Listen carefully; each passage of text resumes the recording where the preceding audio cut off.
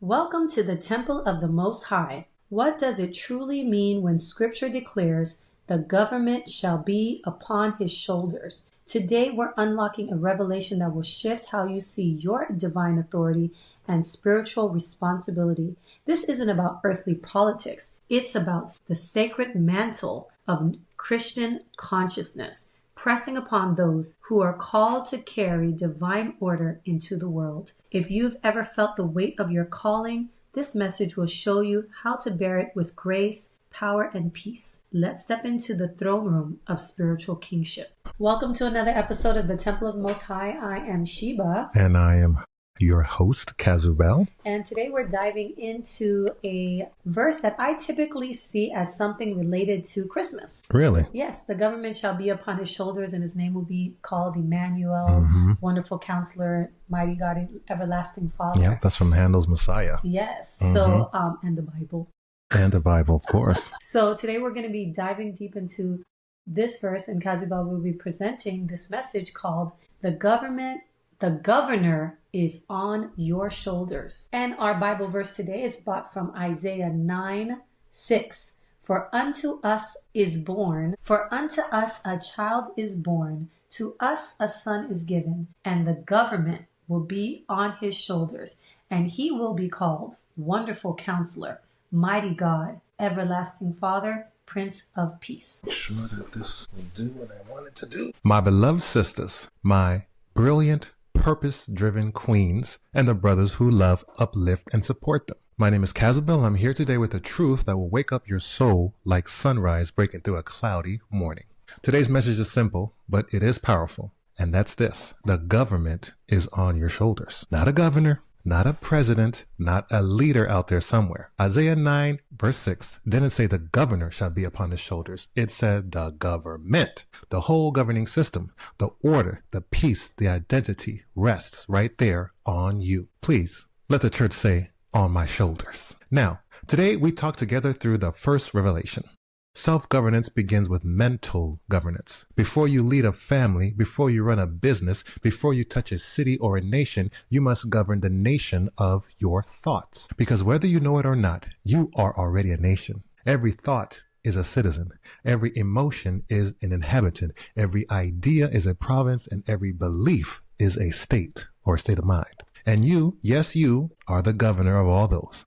But the question is, are you a wise governor? Or are you a runaway governor? Are you running your mental nation, or is your mental nation running you? Let me share a secret to my sisters and brothers. Once upon a time, the old American coins, the ones before Bitcoin and Ethereum, the founding fathers tucked away an Easter egg, not just for the country, but for the individual person. They believed, whether they said it or not, that every man and every woman is a sovereign domain. A self-governing temple, a republic with borders, laws, rights, and duties. And that matches perfectly with Isaiah 9:6, as it says, the government shall be upon his shoulders. Not just the government of the land, but the government of self. They understood a hidden truth. They understood a truth hidden in plain sight. Before there can be a strong nation, there must be a strong, self-governed people. That means you must learn to rule your inner world before you can change the outer world. Now hear me carefully. Every governor of every nation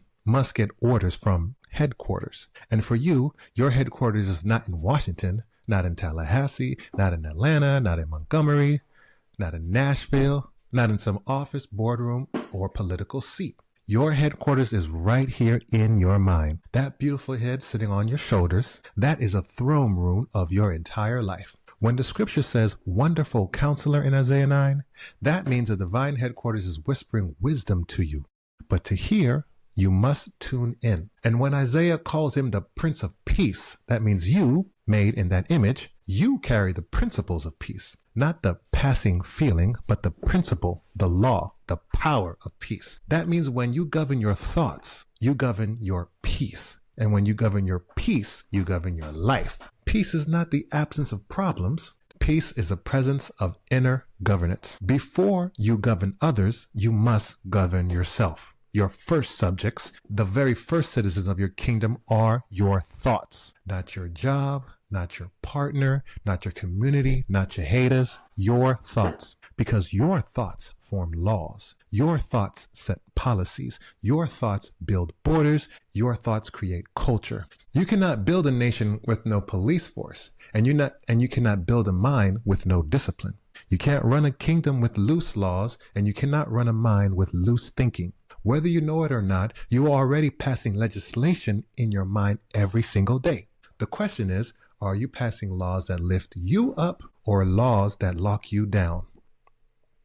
And I'm going to go to the Constitution, that public document that we've all read at one time or another. It says in Article 4, Section 4 of the United States Constitution, written by our mothers and forefathers who preserved the idea of the Republic, it says, every state in the Union shall be guaranteed a Republican form of government. Now, let me tell you the secret meaning. If you are a state or a person managing their own mental estate, you are guaranteed the right to self-governance. Self-governance is not a political idea. Self-governance is a spiritual idea. It means you have the divine right to stand upright and say, I decide the laws of my own mind in harmony with the U.S. Constitution. No trauma gets to write your laws. No enemy gets to build your borders. No past mistakes gets to sit in your Congress of legislation.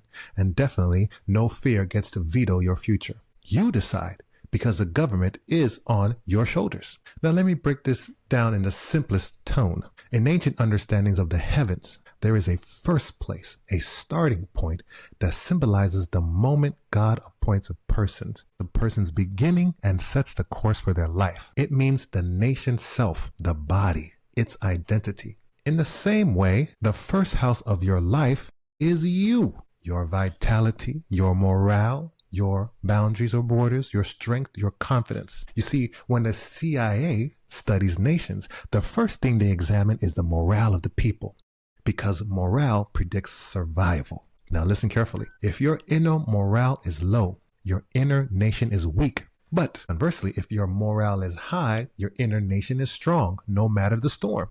And God says it plain in Psalms 78 verses 72. He guided them by the skillfulness of his hands. Meaning, you guide your life by the skillfulness of your thoughts. Now, every governor has one task: build a temple. And your temple is your mind. In Matthew 24 verse 15, it says, when you see the abomination of desolation standing in the holy place, that holy place is you, your inner Jerusalem, your inner sanctuary, your mind cannot stay desolate. You must rebuild your temple with new thoughts. Because, as we've said before, God is light, a photon, pure creation. And that light touches your mind like the sun touches a plant. And that photosynthesis begins. In Luke 11:42, it warns us, woe unto you lawyers, for ye have taken away the key of knowledge. Meaning, some systems try to lock you out of your own mind, but you must reclaim that key. Because in the brain anatomy, there's a place in your mind called the pia mater. It's a soft, sacred part of your brain. It is a place where light and thought meet. In Galatians 4, it says Jerusalem above is free, and so are you when you govern yourself. You are the governor of your jurisdiction. You are the sovereign over your thoughts. You carry divine government on your shoulders. And today, you begin to govern your inner world with peace, order, identity, and power. Oh, it's one of the long ones. Hear me well. A government is always theocratic in nature, because even kings bow down to something higher. Every government has a principal deity. Every nation has a God it trusts. Every people have a light they follow. And for you, the temple is not out there. The temple is within. Because let me tell you something that most never hear. No one else is coming to build it for you, or no one else is coming to build for you. You must be the builder. Just like a woman decides to start her wellness journey, no one can go to the gym for her. No trainer can do her push-ups. No coach can drink her water. She must build her own body one rep at a time. The same is true for your mind. You must build your thought life with intention, one belief, one affirmation, one new habit at a time. No one can do your inner work for you. That's why it explicitly says in 1 John 1 verse 5, it says, this then is a message which we have heard of him, and declare unto you that God is light, and in him is no darkness at all. Not a metaphor, a truth. Because you see, light is a photon. Photon has no mass. Photon creates without weight. Photon touches the earth and life appears. Photosynthesis begins. Your mind is the soil and the God Most High is a photon. You are a tree and your thoughts are the leaves. When light hits a leaf, creation sparks. When light hits your mind, ideas spark. And when light hits your soul, purpose awakens. The Most High wants your temple lit. He wants your mind blooming, and he wants your inner nation glowing with creation. But if the temple is abandoned, if the mind is not governed, if the place of light is not maintained, then the shadows will rule. Now, we step into the divine blueprint of your inner life, the realm of creation, where God plants visions, purpose, legacy, and the seeds of your future. Just like nation must raise children, you must raise your ideas, visions, inventions, and purpose. This is your creative capital, your seed, your future, your legacy. Or it governs your children, your ideas, your talents, your innovations, your risk, your artistic soul. Proverbs 22 verse 6 teaches us, train up a child in the way that he should go. Your thoughts are your children. Your ideas must be trained. Your creativity must be disciplined. You must teach your mind how to think the same way you would teach a child how to walk. Because creation is holy work, and you are the governor of your creative land. A governor is not only a creator, but a governor is also a protector. You must have military-like defenses for your health, for your self-defense, and for your discipline. In Romans 13:4, it tells us, he beareth not the sword or words in vain. The sword or words is not for violence. The sword or words is for justice. The sword or words is for protection. The sword or word is for peace. You must protect your temple, your legacy, your mind, your inner kingdom, your peace. You must protect your nationality and nature, because the adversary comes for anything that is unprotected. But when your temple is lit, when your mental government is strong, when your mind is disciplined, your enemies cannot enter. Now, no governor rules alone. And another aspect of governance is alliance. Your relationships, your partnerships, your treaties or agreements. You must choose carefully who stands beside your mental temple. Proverbs 15:22 says, in the multitude of counselors, purposes are established. You need wise alliances, not draining ones. You need partners who add to your kingdom, not subtract from it. You are a nation, so treat yourself like one. Now, a governor of your mental nation, you must consider that every nation has a shadow, or every life has a debt. Every soul must pass through crisis. But crisis is not the end. Crisis, you can see it as construction. The shadows of life, like a sudden medical diagnosis, feeling stuck in your career, raising a child alone, brings darkness. So that you can find, the shadows, like a sudden medical diagnosis, feeling stuck in your career, raising a child alone, brings darkness, so that you can find new light. In 2 Chronicles 7:14, it promises, if my people humble themselves, I will heal their land. That's metaphor for your land is your mind.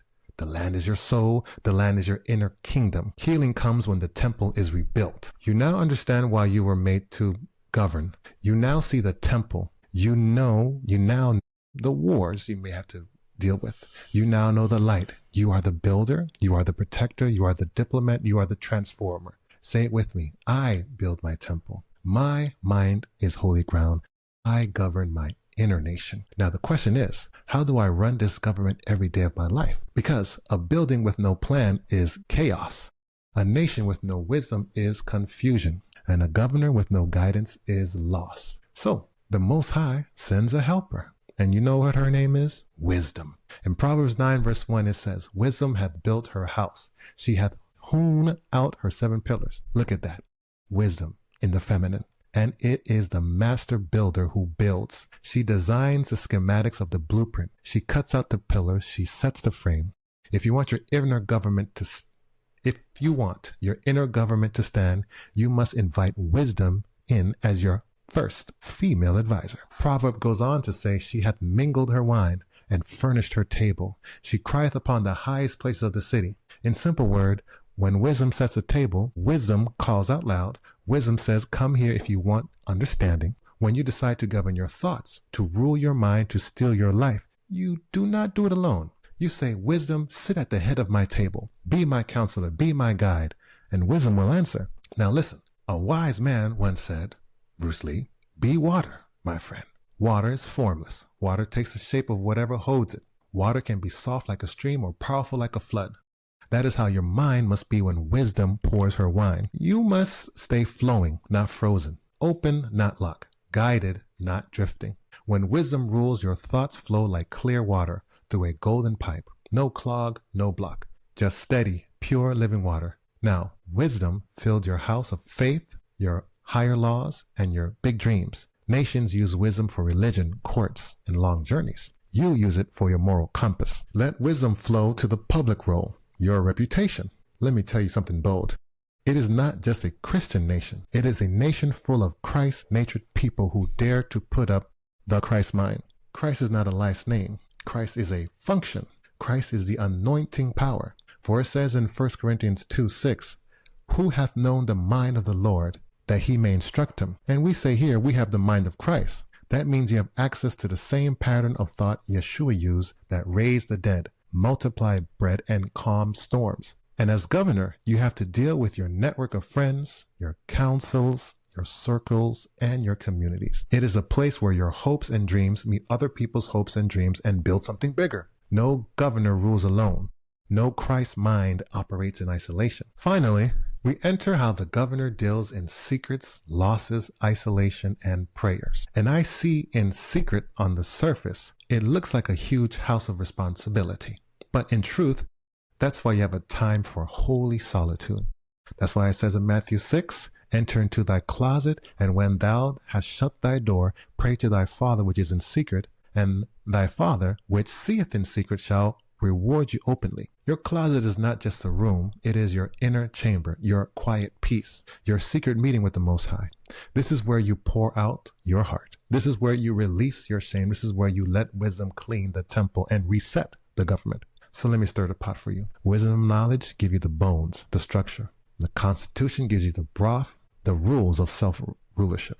Isaiah's visions gives you the flame, the eternal fire of governance on your shoulders. All of this cooks together in a gumbo pot of your life. So you can be a governor who serves and not enslave, a governor who builds, not breaks, one who heals and not harms. The Most High says in Isaiah 55 verse 11 that word shall not return unto me void. And if you align your thoughts with that word, your thoughts will not come back void either. Say it. My thoughts do not return void. My mind creates what God approves. Now, beloved, if you are ready to be the captain of your ship, the governor of your shoulders, on your shoulders, today's your day. For all the wrong you have done, for all the confusion you have lived in, when you open the temple to the Most High, He will, through wisdom, set your house in order. You will become not just a prince or princess of peace, but a principle of peace, a living law of harmony. So I ask you today, will you accept this mind? Will you build this temple? Will you run this government? If you answer, will you run this government? Answer is yes. Place your hands on your own shoulders and say, the government is on my shoulders. I have the Christ of mind. I am the governor of my life, guided by wisdom, powered by the Most High, and at peace without end. And so it is, and so it will be. All right, and now we're coming to our discussion portion, where we talk about things that we have learned. So, Kaz, when I'm listening to this, what would you say is the main takeaway that you would like to say about this message? The main takeaway is a lot of times you hear these Bible texts, and it's always attributed to like somebody else, right? It's attributed to somebody else, right? And the book of Isaiah was talking to only one person, but this is holy writ for all the people who read it, right? So when you open up this writ, right, it's really telling you the governments or the governance of your mind is on your shoulders. And of all the functions of government that you have either experienced, now in your life, you're the governor of your life. And that's why I say your thoughts are your nations, certain alliances that you make with people, like you're really administering all of that. So I feel like whenever we get into certain topics, it's, you always have this like compulsion to explore a word beyond what initially maybe you had not thought of it before. And governance is the framework by which organizations are directed and controlled. Mm-hmm. So really, I guess you're saying it's on you. If there is chaos in your mind, if there is things going without order, you are the one who is responsible to govern, to organize, to structure your own thoughts in your life. And by taking inventory of that and making sure that you are. I was listening to something that's so interesting yesterday from this guy who does coaching, and he was talking about how when you have the negative thoughts in your head, how a lot of times we ascribe them to be your own thoughts. So for example, if you have thoughts like if you're doing something, you're like, oh my gosh, I'm not doing this right, I'm not good enough for this job, this task, this relationship, whatever your thing is, that typically those words that you're saying to yourself are actually not your own words. They're actually the words of others. So he was describing this point where he was driving the car with his daughter, and he was talking about this on some sort of tape that he was distributing, and they were listening to it in the car.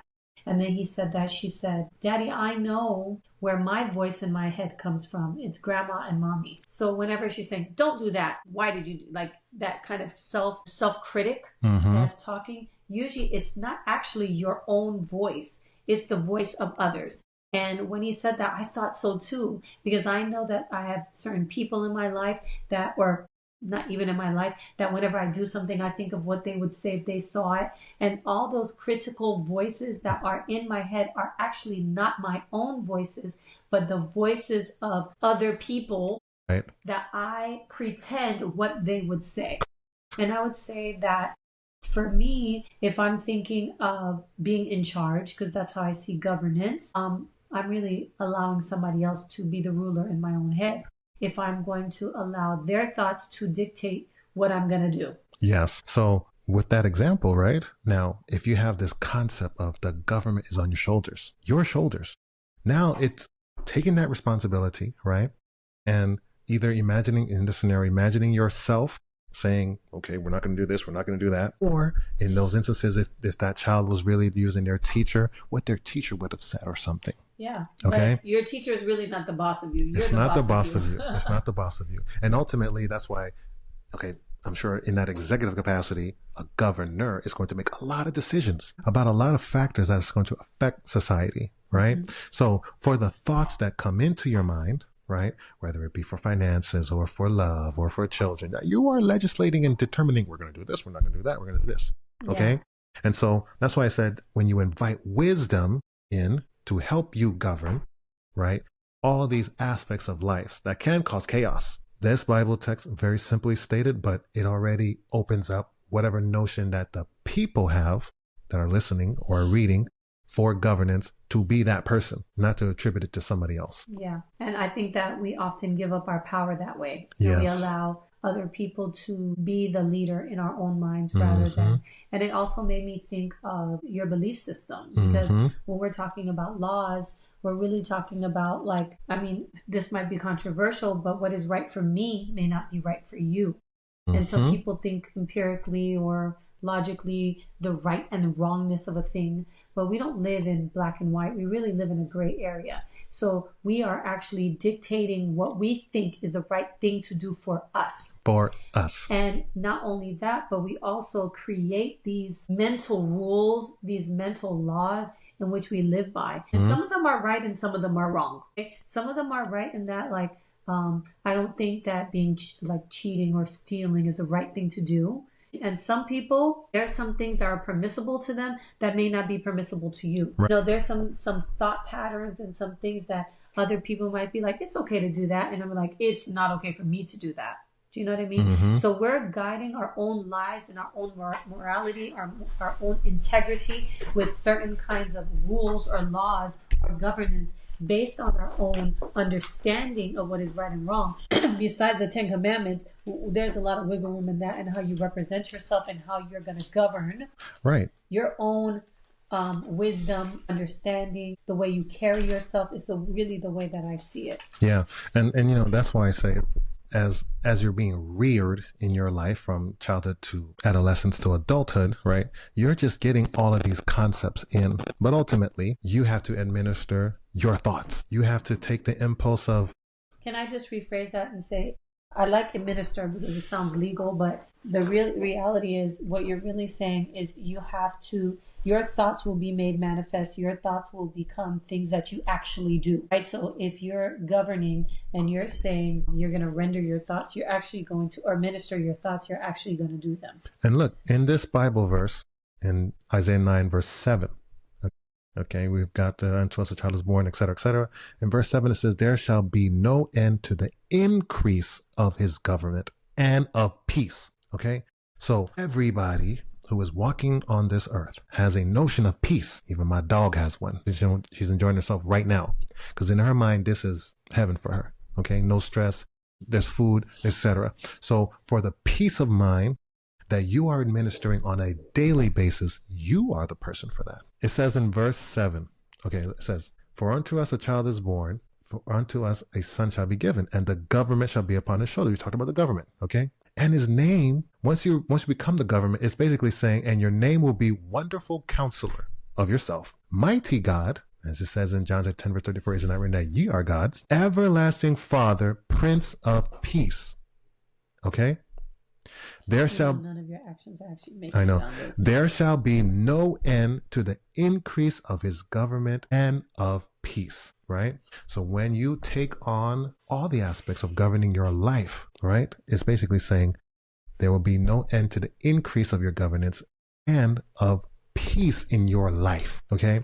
So whatever you set your marker, right? I'm sure that every state within the union, every province and other territories has certain goals that they say, hey, if we do this, we'll have peace. We'll have peace in our budget. We'll have peace in the streets, no protests, et cetera, et cetera. But that you taking the charge, okay, is already saying that there should be no end to the increase of his government and of peace. Because I think, in my opinion, we're all searching for peace of mind, and we are the governor to get to that point. When I was like a kid, I always used to imagine that there were like, not like thoughts in my head, but like little engineers, like people inside. I always kind of imagined that that's how it worked. That like there were people on this like computer board. I'm kind of like directing like my body to a certain degree. Mm-hmm. And I think that to a certain degree that's useful, because when you imagine that it's not just a chaotic bundle in there, that there is some sort of structure and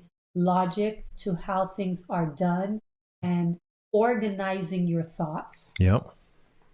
Organizing your thoughts, I think it brings it into like a much more controlled context. Right. Because I think that governance also implies that level of organization. Yes. And I think that organization is something that is peaceful. Yes. And it brings such clarity. It's like it's like being in a room where things are everywhere, and then you stop and you put everything in its place. I know that this belongs here, this belongs here, this belongs here. And you just breathe different, because if you're looking for something, I know exactly where I put it. It's a more peaceful state of mind. Absolutely. Everything is much more organized. And I think that oftentimes, and I think that's why writing is so important, mm-hmm. is that we should take time to organize our thoughts. We should take time to think about the things that maybe are challenging us or we feel good about, and organizing our thoughts so that we are truly the governor instead of being in chaos, in riots, in disarray. You know what I mean? I do. Yeah. I do. And I do love that movie, The Sound of Music. And Maria opens up with, I have confidence in confidence, just the word. Okay. And the word of God is true. Okay. It will manifest in the flesh. Okay. So if you say, I am the governor of my life, believe me, you will be the governor. Yeah. You will be organized. Yeah. And I think I mentioned this to you before, that I heard about a study, I can't quote it, and it was talking about how they measured the things that made people happy. And one of the main things that made people happy is feeling in control of their lives. Because when somebody is in control of your life, you're not very happy about Not at that. all. You want to make your own decisions. You want to be the one that says what happens here. You don't want some outside person dictating to you what you can and cannot do. That's just the natural. So when you're talking about being sovereign, right? And mm-hmm. all of that, that means self-governance. Absolutely. That's what you're being sovereign. When a state or a country wants to be sovereign, that means we rule our land, not somebody else ruling you. So it's like the idea that you are in control of this thing, and it's not something that's like I said, out of control. Like what are you gonna do? That there mm-hmm. is something that your inner nation, like you said, your inner nation, you are the ruler of your inner nation. Yeah. Yes. And I mean, that's just something that's internal work. That's internal work. And that is the placing things in order. Yeah. Okay. Right. I think, I don't know. I feel like when I was younger, I think I've kind of found like the spontaneity and of chaos and stuff in like, oh, I didn't know what was going to happen and this happened and that. But as I've gotten older, I definitely feel like that kind of peace and that calmness that comes with being in control, self-control, is a lot calmer of a place to live rather than in this place. Yeah, because if you're feeling chaotic, you're not in control. No, you're not in control. And you can't say that you're the governor, Yeah. Yeah, somebody else is in the mental computer that you have pulling your strings. Absolutely. And making you feel certain kinds of ways and therefore making you do certain kind of things. So I think that's something to think about. I think it's so powerful to maybe even inventory your thoughts and just think about what you're thinking about. Yeah, because in this Isaiah 9 verse 6 is a wonderful promise. As soon as you invoke the notion of governance, okay, again, there shall be no end to the increase of your governance and of peace, okay? It says also to establish it and to uphold it with justice and righteousness from that time forward and forevermore. Okay? It says the zeal of the Lord of hosts will accomplish this. Okay? So again, you align with the Most High on earth, it's going to come through. Okay? So peace of mind is everybody's notion, understanding. They're going to be the governor to get to that point, and we'll see the results in public. I like that. Take an inventory and look at your inner nation. Who is the mental governor? Who is the sovereign person of your thinking in your life? And get your citizens in order. Get them together. Evict some of them. Deport some of them if you have to, so that you can clean that up. Like you don't have to live. That's the worst hell. The worst hell is to be in your own head torturing yourself. Can you believe it? By another idea. By an idea. An unwelcome visitor. An unwelcome visitor. We are the immigration. We are the people who decide who gets to take residence, if it's a teacher, a mother, or a critic, inner critic that is talking to you and telling you this and that. You can evict them. You can. I was thinking while you were talking, I was thinking about it like almost like home maintenance. Like, this is your temple. 100% we believe that this is holy ground, and you have to decide what gets to be in there. You get to decide what is the decorations on the walls, what the floors look like, what the kitchen looks like. It's your choice. It's your temple. Okay. It's your body, and you can't allow. I was telling you about this this lady who does my body release, and she's like, get out of my body. To release old trauma, get out of my body. Get out of my body. Because you're basically saying, you don't get to stay here anymore. I'm in control of this. You're the governor. Yeah. You're the governor. You're the governor. You can't even go to the Capitol to go talk to the governor. You first need an appointment. And you're going to have to go through a lot of people to get to this person. Yeah. Okay? Charge. So just as you see it's being operated outside, wherever territory you're at, right? It's the same way you should reflect on yourself. No one they can take that very seriously. They take it very seriously. That's as serious. What is more important than taking care of you? And I'm not talking about self-care and getting a pedicure every so often. It's like taking care of you, to doing some cleanup. Yep. Doing some evictions. Getting some evictions and deportations. Collecting some taxes. You know what I mean? Arresting some folks. Yeah. Yeah. Setting some policies. Putting some boundaries. Yeah. Yeah. Putting some boundaries. Yeah. Like, I don't know. I've always had like a fascination with people who tell it like it is. That people are like, don't do that to me. I'm like, ooh. Like, I'm not like that at all. But when I meet someone and they do not take it from anyone, and their boundaries and their thing are intact, and you're not going to talk to them like that, and this is how they hold themselves, they're in charge. The government is on their shoulders. From that time forward and forevermore. Yes. Okay. Amen. We love those people. Because that's respect. That means self-respect is there, and self-control is in there, and you're not going to come and just mash up all over their world just because you coming in. You're not going to disrupt it, and I admire that. I think that's wonderful. I think that's an inner reflection of how much they are in charge of their being. You know what I mean? You could tell. Absolutely. Wonderful message. Thank you, Kasubel, for that message. You now understand that bearing this divine authority means walking in self-mastery, discernment, and alignment with the Most High's will. If this revelation awakens something in your spirit, subscribe now and share this message with someone ready to step into their own spiritual governance. Most importantly, begin carrying your divine government with the wisdom of the wonderful counselor and the Prince of Peace. We're restoring divine order together, one awakening soul at a time. Until we meet again in the temple, walk in faith in the light. Amen.